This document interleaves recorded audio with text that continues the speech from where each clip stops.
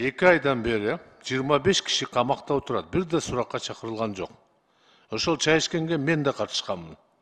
Ал жерде бийлик алмашуу, бийлик басып алуу деген бир да сөз айтылган эмес. Күбө катары мага ишенсеңер, ошону эске алып бир карап бербейсиңер сотко берип. 25 киши камакта отурат, бир да сурак болгон жок азырга чейин.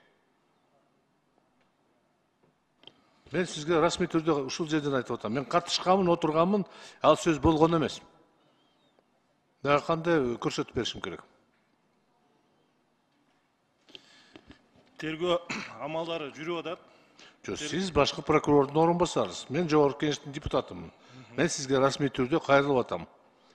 Укугум барбы? Укугуңуз бар. Анда кабыл алып, мага тез арада жооп бериңиз. Мен айтылган сөзгө баа бериңиз. Ал жерде эч кандай бийлик алмашуу, бийлик басып алуу болгон эмес. Демек, чараны тез колдоп, аларды бошотуш керек. 2 айдан бери бир да сурак кылбаса. Сотторго бирдеме деп айта албайм. Булар эми тергөөдөн ашса анан булар өздөрү чечпейт экен да. Эми ал жерде такыр иш жүрбөйт дегенден алысмын. Иш тергөө иштери жүрүп атат.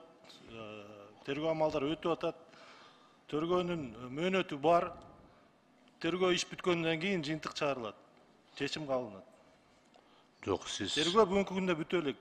Иш тергелип атат. 2 айдан бери сурак болбогон, кармалган жарандарыбыз бар. Бул нормалдуу. Камакта отурат алар. Тергөөчү процессуальное лицо, самостоятельное процессуальное лицо. Ал эми 2 ай, конечно, мен деле өзүм туура эмес деп ойлойм, бирок тергөөнүн мөөнөтү бар, тергөөнүн ичинде ошол мөөнөттүн ичинде чечим кабылат. А сиз айлыкты эмне үчүн алып атасыз? Конституцияда силерге кандай укук берилген? Көзөмөл, надзор деп коет. Тергөөчү өз чечет деген принцип менен кетсеңер, анда кандай болот? Анда эмне кереги бар башкы прокуратура?